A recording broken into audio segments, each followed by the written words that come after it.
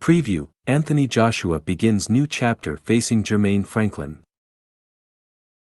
Some say that the return that former unified world heavyweight champion Anthony A.J. Joshua will face this Saturday at the O2 Arena in London, United Kingdom, is nothing particular in the career of said boxer. According to them, Joshua has already faced two other returns to the ring after two defeats, and by now he should be used to this position. However, actually the situation is completely different. On this occasion, Joshua is not looking to bounce back from a specific setback against a boxer in bad shape and undisciplined like Andy Ruiz, and who simply exploited his chin and stamina issues, as well as his overconfidence. And he is not returning to the ring in a straight-up rematch trying to win back 3 world belts in a big fight against Usyk. This time AJ will enter the ring with his prestige and status degraded, with a confidence problem, with his third coach in 3 fights and facing a match against an opponent below the level of the top 15, against whom he will try to achieve his first win in about 2.5 years. In addition to what has already been mentioned, it should be noted that, beyond what happened in the fights, his irrational behavior, or rather compatible with a mental pathology, after his second defeat against Usyk was a very severe blow for his supporters. Casual fans love successful boxers who are constantly featured in the mass media, but not so much the losers, much less if they are bad losers. Although his promoter Eddie Hearn refuses to acknowledge it publicly, Joshua's loss of support has been on display in the ticket sales for this Saturday's bout.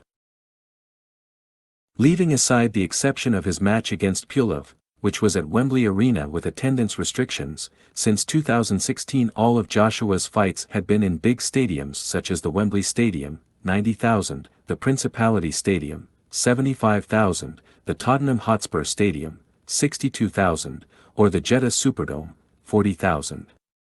However, this time Joshua will return in a venue where he has not fought for almost 6.5 years, his first defense against Brazil, and with a capacity for 20,000 fans, in which he has still had slow ticket sales, rather than the tens of thousands of tickets that were previously distributed in a few hours for his matches. This time it has been a gradual sale in which, with a week to go before the night of the fight, there were still more than 1,000 tickets without an owner.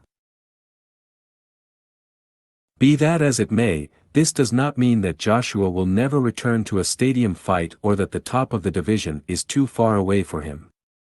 On the contrary, a fighter who has been at the summit can always be recycled, especially with potential opponents who are not in a better position than him, such as Deontay Wilder, and who would guarantee enormous attention from the fans. However, Joshua for now, and for the first time, will start to rebuild from the ground up and not jumping directly into a new meaningful fight. His opponent on Saturday will be American Jermaine "989 Assassin" Franklin, a boxer far less powerful than him and who is an enormous step down in competition regarding his clash against Usyk. Some point out that Franklin is a tougher challenge than he may seem, as he comes off a controversial loss to Dillian Whyte. But while it's true that he exceeded expectations, this was essentially because Whyte is pretty much finished and waits little more than one last big purse. For this reason, it is to be assumed that Joshua will be able to make favorable comparisons in the face of a possible next fight against Whyte achieving a resounding victory. In this sense, the hiring of Derek James, who also trains Errol Spence and Jermall Charlo, should result in a solidification of his work in the medium-long distance and in an offensive deployment quite in line with his needs. For this reason, although Franklin increased his punch output a lot in his last fight compared to what is normal for him and will surely try to offer another great effort, his inability to box with high efficiency for a long time, his great disadvantage in punch and explosiveness, as well as his inferiority in strength at short range, are factors that should favor heavily Joshua, who theoretically is at another boxing and physical level and who, after all, comes from winning 4 rounds against a top 3 pound-for-pound boxer. This fight and its support, which will be discussed in another preview, will be broadcast on DAZN on Saturday from 7 p.m. local time, 2 p.m. Eastern Time, 11 a.m. Pacific Time. Thanks for watching.